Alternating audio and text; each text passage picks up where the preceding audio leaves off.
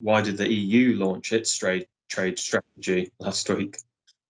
So the EU trade strategy is really interesting because its title was Open Strategic Autonomy. So that while at a rhetorical level there is this very clear focus on multilateralism and as a sense that Biden's going to bring America back to the table, rejoin Paris, etc., etc., there was an element of PR around that particular launch. Of course, there was. So it was post Brexit, post US elections. It was around the G7 summit, Munich Security Conference. It was a good time for the EU to say, actually, we have an independent voice here as well. We have an autonomous voice here as well.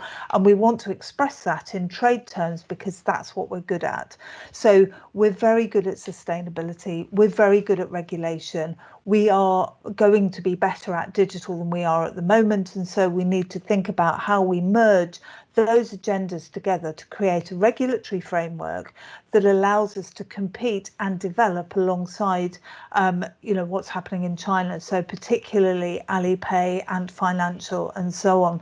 So it's also an extremely important transatlantic relationship. So it's worth just under $1 trillion globally, our whole trade relationship, or the EU's trade relationship with the US, and it's all strategic. So it's pharmaceuticals, it's automotives, it's aerospace, it's precision equipment, services, and intellectual property. And actually, it's a totally transatlantic shared agenda. If you look at vaccines and vaccine development, it's been a testimony to how well that transatlantic relationship works. BioNTech is German research and American development. So it's terribly important that it came out around this time. But the other interesting thing, and I'm sure Jack will have things to say about this, is that there were two huge elephants in the room. One was Nord Stream 2, obviously the gas pipeline, and the other was China. And there has to be a shared agenda around that. Yeah. What are your thoughts on that? Exactly what Rebecca said about Nord Stream and also China. So the fundamentally security in the modern era, what some people refer to as sort of information age, is all means. So it's not appropriate any longer to compartmentalize between military means or military objectives, economic objectives, and civil objectives as well. So everything all at once. And for me personally, that means that the sort of strategic or security objectives of the European Union are inexorably linked to those of the United States. So although there was an element of this idea of autonomy in the European Union's trade strategy, I don't think that will also sort of relate to the security in the security domain. Because essentially you're going to see similar agendas that are being pushed by the leaders of European states and also of the United States in Biden.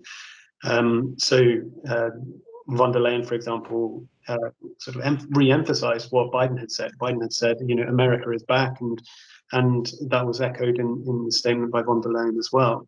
So essentially, this is about partnerships, and I'm not convinced that the European Union is actually going to be pushing autonomy or assertiveness in any kind of an aggressive way against its allies, because that would mean a return to this kind of nationalism.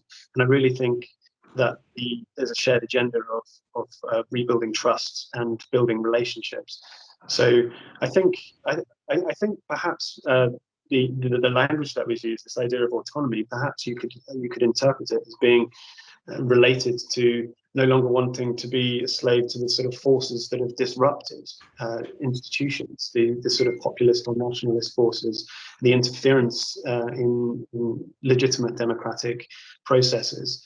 So things like elections, and perhaps this is more about the European Union saying, well, no, we're a strong institution, also to perhaps assert some sort of authority over the United Kingdom, because obviously the European Union, its survival, is going to rely on no more no more countries actually withdrawing from the European Union. So perhaps this was actually a sort of rhetorical exercise to actually say, we're a strong institution, and even though our agendas are sort of overlapping, we're not gonna lie down for anyone.